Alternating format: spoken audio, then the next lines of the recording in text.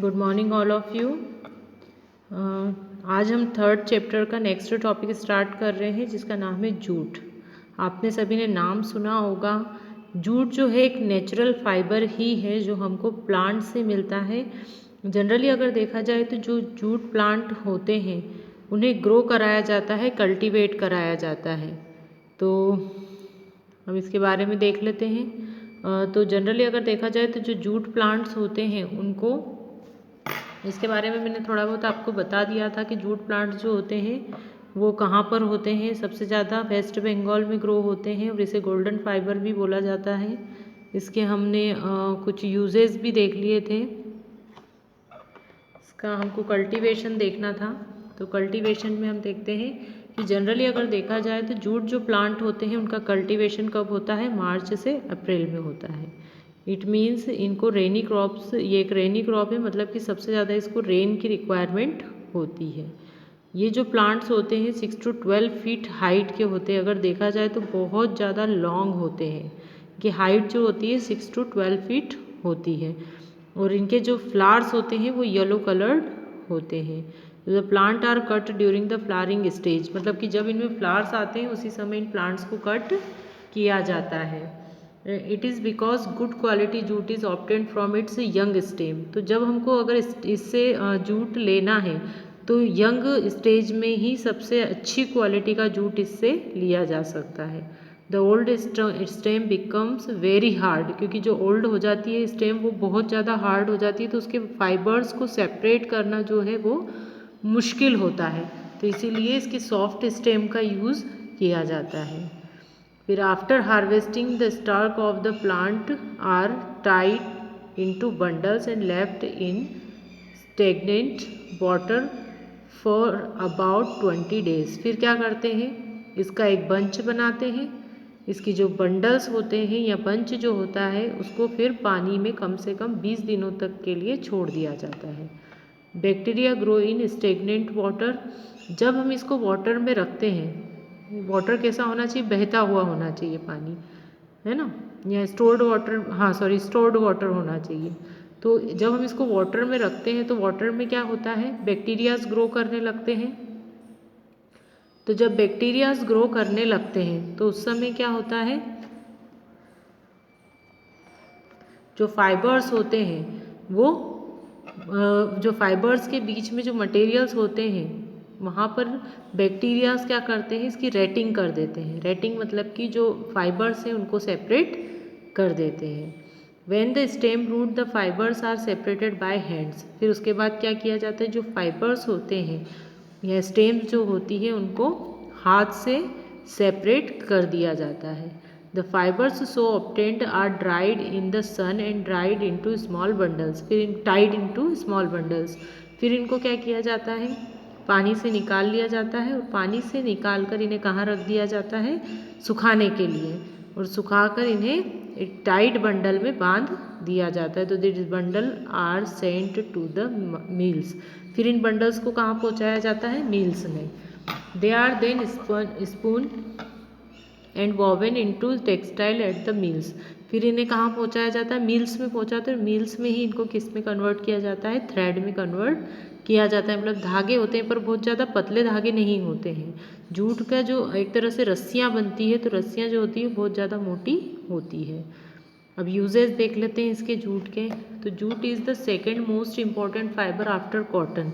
तो कॉटन के बाद जो सेकेंड मोस्ट इम्पॉर्टेंट फाइबर होता है वो जूट ही है, जिसका यूज़ जो है बैग बनाने में, जूट के बैग्स होते हैं आपको पता ही होगा, और बहुत सारे जैसे चटाइयाँ बनाने में इसका उपयोग होता है। High quality jute is woven into curtains, और अच्छी क्वालिटी का अगर जूट है तो उससे कर्टन्स भी बनते हैं, कारपेट्स बनते हैं, चेयर के जो कवर्स होते हैं वो बनते हैं, पैकिंग बनते हैं, और shopping bags, table mat, jute basket, jewellery, जो ज्वेलरी के मटेरियल को जिसमें रखा जाता है उसके लिए, या मेकअप के लिए भी इसका यूज़ होता है। तो jute bags are also extensively used in packing cereals like wheat, jowar and maize. तो जो व्हीट या मतलब गेहूँ, चावल और इनकी जो पैकिंग होती है उसके लिए भी इसका उपयोग किया जाता है। इसके जैसे सम एग्जांपल्स दे रखे, जूट का बैग है और जूट का एक बास्केट है। तो इस तरह से बहुत सारे ऐसे चीज़ें हैं जो घर में हम यूज़ करते हैं, तो उसके लिए जूट से मैन्युफैक्चर की जाती है। फिर आता है सम अदर यूज़फुल फाइबर्स, कुछ अदर फाइबर्स भी हैं जैसे वूल है। वूल आप सभी जानते हैं, वूल का यूज़ किस में किया जाता है। वूल का हम यूज़ किसके लिए करते हैं, स्वेटर, मतलब हम सबसे ज़्यादा विंटर सीज़न में इसका यूज़ करते हैं, क्योंकि विंटर सीज़न में ठंड से बचने के लिए हमारे पास कोई ऑप्शन नहीं होता है। जो कपड़े होते हैं वो ज़्यादा थिन होते हैं और वो क्या करते हैं, इजीली एयर को पास होने देते हैं, जिससे कि हमें ठंड लगती है। तो जो वूल होता है वो एयर को पास नहीं होने देता है। तो wool is obtained from the fleece of sheep. कहाँ से मिलता है हमको वूल, जो शीप होती है, तो ये एक एनिमल फाइबर है। पहले जो हमने पढ़े जूट, वो क्या था, वो प्लांट फाइबर था, और कॉटन भी क्या था, प्लांट फाइबर। पर जो वूल है वो क्या है, एक एनिमल फाइबर है, मतलब एनिमल से मिलने वाला एक फाइबर है। तो ये कहाँ से मिलता है हमको, जो शीप होती है, शीप, गॉट या फिर याक जो होती है उसके फ्लीस से, मतलब उसके जो हेयर्स होते हैं उससे।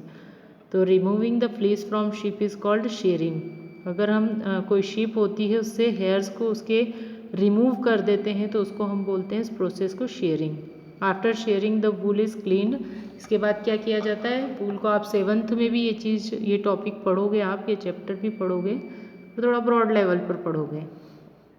फिर क्या करते हैं, जब इस वूल को निकाल लेते हैं फिर इसको वॉश किया जाता है, क्योंकि इसमें बहुत सारी इम्प्यूरिटीज़ होती है, डस्ट होते हैं, अदर हेयर्स भी हो सकते हैं, तो बहुत सारी इम्प्यूरिटीज़ होती हैं जिनको सेपरेट किया जाता है, क्लीन किया जाता है वाटर एंड सोप से। फिर उसके बाद इनको मशीन्स में डाला जाता है और इनको थ्रेड में कन्वर्ट किया जाता है, इसको वूलन्स में कन्वर्ट किया जाता है, और फिर उसके बाद मशीन्स के थ्रू इनकी वूल्स के फैब्रिक्स बनाए जाते हैं। वैसे ही सिल्क है, बट सिल्क भी क्या है, एक एनिमल प्रोडक्ट है या एनिमल फाइबर है।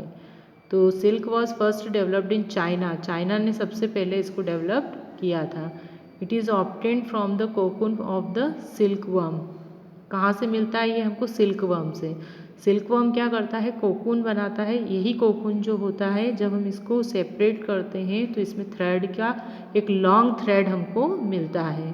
तो each silk worm spins a thread up to 800 metre long to make a cocoon. तो पर कोकून जो होता है कितना थ्रेड बना लेता है, 800 metre long. The cocoon is the boiled in water to kill the worm.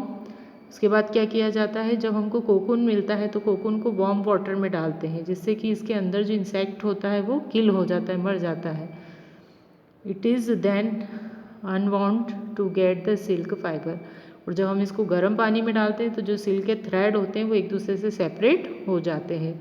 तो the rearing of silk worm for production of silk is called sericulture. तो ये इसके जो कल्चर की जो प्रोसेस होती है, ये भी आर्टिफिशियली कल्चर किया जाता है। जैसे हमें सिल्क बनाना है तो हमें क्या करना पड़ेगा, उसको पूरा कल्चर करना पड़ेगा, है ना, एग लेइंग से लेकर सिल्क मूथ बनने तक। तो ये जो प्रोसेस होती है, मतलब कि इनको कल्चर करने की जो प्रोसेस या फिर इसको पालने की जो प्रोसेस होती है, तो the rearing of silk worm for production of silk is called, इसको बोला जाता है सेरीकल्चर। मतलब सिल्क प्रोडक्शन की जो प्रोसेस होती है उसको सेरीकल्चर बोलते हैं। और द नेक्स्ट प्रोसेस है आपको हिस्ट्री ऑफ क्लोथिंग मटेरियल्स। तो अगर हम हिस्ट्री देखें तो पहले जो लोग थे, अर्ली ह्यूमंस जो थे, वो क्लॉथ्स वियर नहीं करते थे। बट जैसे जैसे समय बीतता गया, टाइम्स चेंज होते गए, तो वो किसका यूज़ करने लगे, बार्क का यूज़ करते थे, मतलब कि छाल का यूज़ करते थे। फिर लॉन्ग लीव्स का यूज़ करते थे, लार्ज जो लीव्स होती थी उसको कवर करते थे। और फिर दे स्टार्टिंग यूजिंग एनिमल स्किन। फिर धीमे धीमे उन्होंने क्या किया, शिकार करना, हंटिंग करना स्टार्ट किया एनिमल्स की, और एनिमल स्किन को वो यूज़ करने लगे थे फॉर क्लॉथ्स के लिए। और फिर जैसे जैसे टाइम पीरियड बढ़ता गया तो लगभग 30,000 ईयर पहले से उन्होंने क्या करा, अपने आप को रैप किया, किस में, एनिमल स्किन में। क्यों करने लगे थे, क्योंकि उस समय भी क्या होता था, जो सीजन्स थे तो सीजन्स के अकॉर्डिंग भी उनको रिक्वायरमेंट होती थी अपनी बॉडी को कवर करने की, ताकि अपनी बॉडी को वो सेफ कर सकें और बॉडी को वार्म कर सके ड्यूरिंग विंटर सीजन। तो when people begin to settle in agriculture community they learn to weave twig and grass into mats and basket. फिर क्या हुआ, एग्रीकल्चर करना स्टार्ट किया, एग्रीकल्चर मतलब कि खेती करना स्टार्ट किया, और एनिमल्स की कल्चर करना स्टार्ट किया, एनिमल हस्बेंड्री उन्होंने स्टार्ट की। तो उससे उनको पता चला कि जो घास वगैरह होती है उससे बास्केट्स बना सकते हैं, मतलब अपने यूज़ की चीज़ें उन्होंने बनना शुरू करी, और साथ साथ में फिर उन्होंने क्लॉथ्स बनाना भी स्टार्ट किया। तो उन्होंने देखा कि कॉटन प्लांट होता है, तो कॉटन प्लांट से जो थ्रेड निकलता है वो शाइनी होता है, उससे थ्रेड बनाया जा सकता है, और फिर उस थ्रेड से को गूंथ कर कपड़े या क्लॉथ्स बनाए जा सकते हैं। तो the clothing was invented 1000 of year ago, मतलब हज़ारों साल पहले की बात है। तो इजिप्ट में ये चीज़ दिखती है कि इजिप्ट जो है, इन एंशियंट इजिप्ट मतलब मिस्र की बात कर रहे हैं हम। मिस्र की जो संस्कृति है एक्चुअली देखा जाए तो वो सबसे पुरानी मानी जाती है, इसलिए मोस्ट ऑफ जो हिस्ट्री की बात होती है तो वहाँ इजिप्टियन कल्चर की बात ज़रूर आती है। तो यहाँ पर जो cotton and flax plant were cultivated near the river Nile. Nile आपने रिवर का नाम सुना होगा, जो सबसे लॉन्गेस्ट रिवर है इन द वर्ल्ड। तो वहाँ के आसपास अगर हम देखें तो इसके कुछ फॉसिल्स मिलते हैं इससे रिलेटेड, जिससे पता चलता है कि वहाँ के लोग जो कॉटन है उससे फैब्रिक्स बनाते थे। In India the use of cotton spread around 3000 BCE, मतलब हमारे यहाँ से 3000 साल पहले से इसका यूज़ होने लगा है। In China silkworm were domesticated to produce silk fibre, और चाइना जो है सबसे ज़्यादा सिल्क का प्रोडक्शन करता है, सिल्क फाइबर का प्रोडक्शन करता है। तो हाईएस्ट सिल्क प्रोडक्शन कंट्री कौन सी है, China.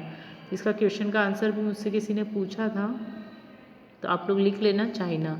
The domestication of silkworm in China started around 3000 BC, मतलब 3000 साल पहले से, बिफोर क्राइस्ट 3000 ईयर से ही चाइना जो है वो सिल्क का प्रोडक्शन करता आ रहा है। The fibres were then spin into a thread which were woven to make silk cloth. तो फिर जो सिल्क थ्रेड होते हैं उसको क्या करते हैं, गुथ कर मशीन में जो होते हैं उसको अरेंज करने के बाद वो किस में कन्वर्ट हो जाता है, क्लॉथ में।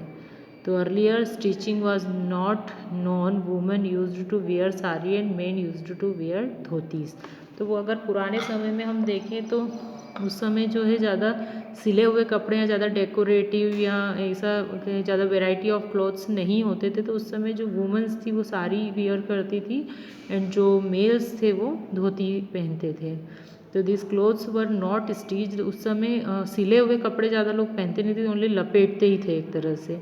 तो they were just wrapped around the body, सिर्फ रैप करते थे बॉडी को, मतलब बॉडी के आसपास लपेटते थे। तो इवन टुडे, और आज के समय में हम बहुत सारी वेराइटीज़ देखते हैं, बहुत सारी वेराइटीज़ ऑफ क्लोथ्स फैब्रिक्स देखते हैं।